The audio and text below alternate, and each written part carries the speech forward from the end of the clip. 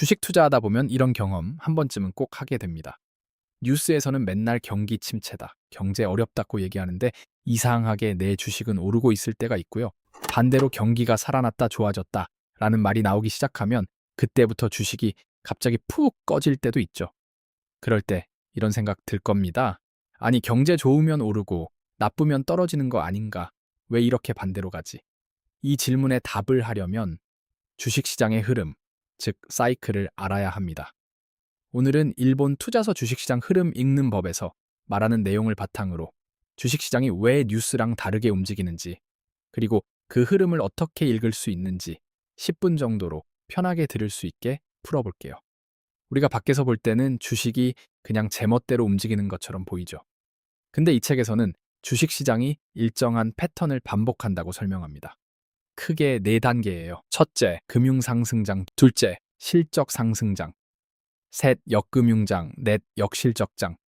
이 네 단계가 봄, 여름, 가을, 겨울처럼 계속 반복된다고 보면 됩니다. 이 흐름을 알게 되면 지금이 진짜 상승 초입인지, 이미 많이 올라온 중반인지, 아니면 슬슬 하락을 준비해야 할 타이밍인지 감 잡는 데 큰 도움이 됩니다. 이제 하나씩 진짜 이야기하듯이 천천히 살펴볼게요. 첫 번째는 금융상승장 시장의 봄입니다. 이때 겉으로 보이는 경제 상태는 어때 보이냐면요. 경기는 여전히 안 좋고 실업률도 높고 기업 실적도 별로입니다. 뉴스에서는 경기 침체 위기, 앞이 안 보인다, 이런 이야기들이 계속 나옵니다. 이 얘기만 들으면 야, 지금 주식을 왜 사? 이런 소리가 나오는 시기죠.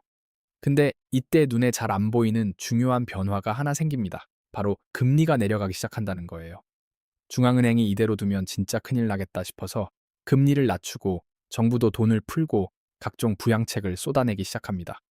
예금 금리는 떨어지고 시장에는 점점 돈이 많아집니다. 그러면 그 돈이 어디로 흘러갈까요? 어느 순간부터 조금씩 주식시장으로 들어오기 시작합니다. 그래서 이 금융상승장에서는 아직 기업 실적은 좋아지지 않았는데 유동성, 즉 돈의 힘으로 주가가 먼저 꿈틀거리기 시작합니다. 책에서 이 시기를 두고 금융상승장은 기업 실적이 아니라 유동성이 주가를 끌어올리는 시기다, 이렇게 설명합니다. 그래서 이 구간에서는 경제 뉴스만 보면 도저히 살 수가 없는데 차트를 보면 바닥에서 서서히 고개를 드는 모습이 나옵니다. 한 번 예로 떠올려 보면 2020년 코로나 시기가 딱 이 느낌이었죠. 그때 세계 경제는 거의 얼어붙었는데 각 나라 중앙은행이 엄청난 돈을 풀고 금리를 확 낮추면서 시장이 폭락 후에 빠르게 튀어 올랐습니다. 특히 그때 강했던 게 기술주, 성장주, 중소형주 같은 미래 성장 기대가 큰 종목들이었죠. 그래서 금융상승장은 투자자 입장에서 가장 수익이 많이 나는 구간이 되는 경우가 많습니다. 문제는 대부분의 사람들은 이 시기가 너무 무서워 보여서 여기서 주식을 잘 못 산다는 겁니다. 두 번째는 실적 상승장 시장의 여름입니다. 금융 상승장이 어느 정도 지나면 이제는 기대가 아니라 실제 숫자가 좋아지기 시작합니다.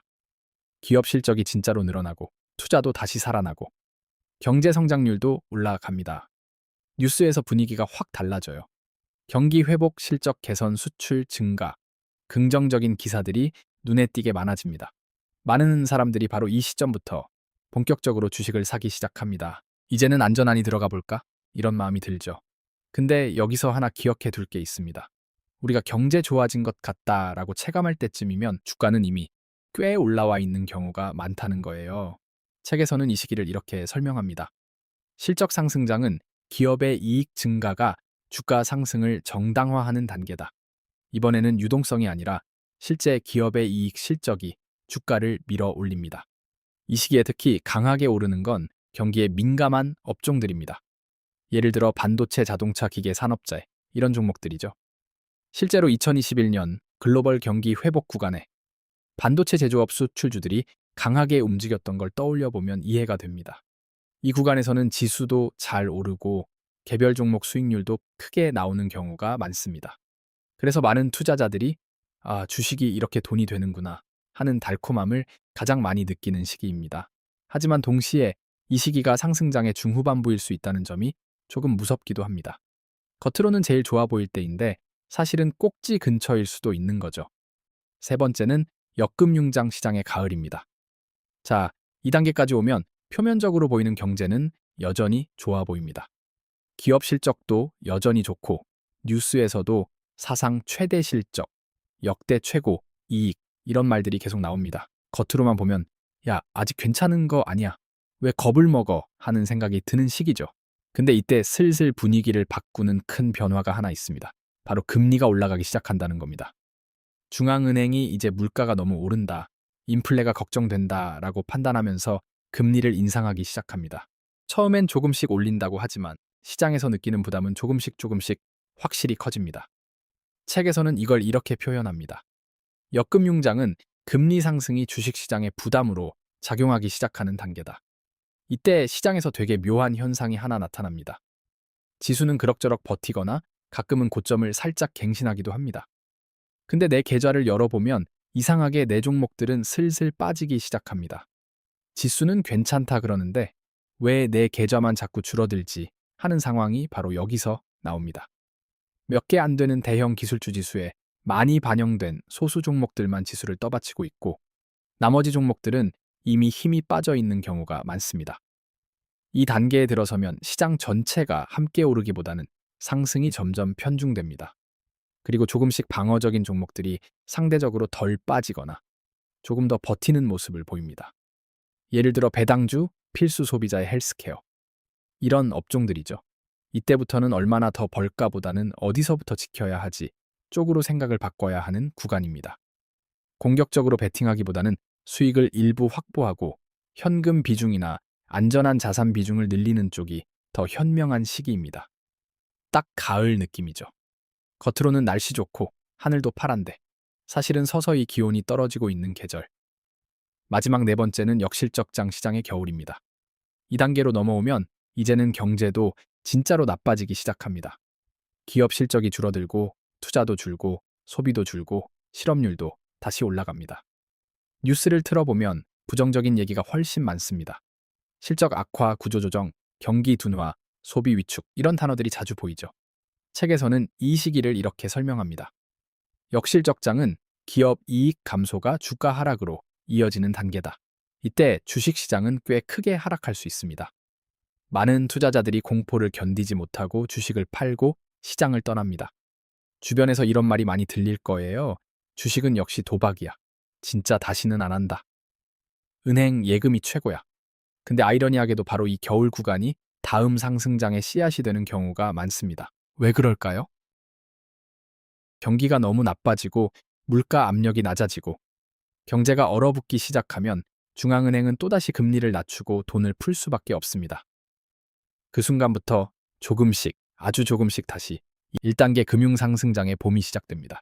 이렇게 하여서 금융상승장, 실적상승장, 역금융장, 역실적장 이 네 단계가 한 바퀴 돌고 또 한 바퀴 돌고 계속해서 반복되는 구조가 만들어집니다. 각 단계가 얼마나 오래 가느냐, 얼마나 강하게 오느냐는 매번 다를 수 있지만 순서 자체는 바뀌지 않는다는 게 포인트입니다. 지금까지 여러 단계 이야기를 했지만 이 책에서 가장 중요한 메시지는 딱 한 문장으로 요약됩니다. 주가는 경제보다 먼저 움직인다.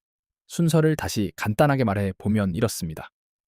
제일 먼저 움직이는 건 주식시장, 그 다음이 경제지표, 그리고 마지막이 기업 실적입니다. 그래서 많은 사람들이 이걸 거꾸로 보고 실수를 합니다. 경제 뉴스가 좋을 때 주식을 사고 경제 뉴스가 나쁠 때 주식을 팔아요. 근데 시장은 이미 그 뉴스가 나오기 전에 선반영해서 움직였을 가능성이 큽니다. 뉴스가 가장 나쁠 때 사실은 금융상승장의 초입일 수도 있고 뉴스가 가장 좋을 때 실적상승장에서 역금융장으로 살짝 넘어가려는 미묘한 타이밍일 수도 있습니다. 그래서 경제기사, 실적기사만 보고 따라가기보다는 지금 시장이 4단계 중 어디쯤인가 이 흐름을 먼저 보는 게 훨씬 중요합니다. 마지막으로 한 번만 더 짧게 정리해 볼게요. 주식시장은 겉으로 보기엔 엉망으로 움직이는 것 같지만 실제로는 4가지 사이클을 계속 반복합니다. 금융상승장, 돈이 먼저 움직이는 봄, 실적상승장, 실적이 터지는 여름, 역금융장, 금리가 부담이 되는 가을, 역실적장, 실적까지 얼어붙는 겨울, 그리고 이 4계절이 한 번 돌고 나면 다시 봄이 찾아옵니다. 투자의 핵심은 지금 시장이 어느 계절에 와 있는지 대략이라도 감을 잡는 겁니다. 지금이 봄 초입인지, 여름 한가운데인지, 가을로 슬슬 기울고 있는지, 아니면 겨울 끝자락인지, 이 감각이 생기기 시작하면 언제 공격적으로 들어갈지 언제 속도를 줄이고 지켜볼지 결정을 훨씬 더 잘 할 수 있습니다. 그래서 마지막으로 이 질문 하나만 기억해 두시면 좋겠습니다. 지금 시장은 어느 계절일까? 이 질문을 자주 스스로에게 던지는 것, 그게 바로 주식시장 흐름을 읽는 첫 번째 습관입니다. 마지막으로 한국에서 이 책은 대중적인 베스트셀러급 인지도는 없지만 시장 사이클과 흐름 이해를 중시하는 투자자층에서 참고서로 활용되는 꽤나 유용한 책이고 저 또한 도움이 되었던 책이어서 추천드리고자 이 영상으로 만들어 보았습니다. 저는 다음에도 저 투자와 마인드 성장에 도움이 되는 책 이야기로 다시 찾아오겠습니다. 감사합니다.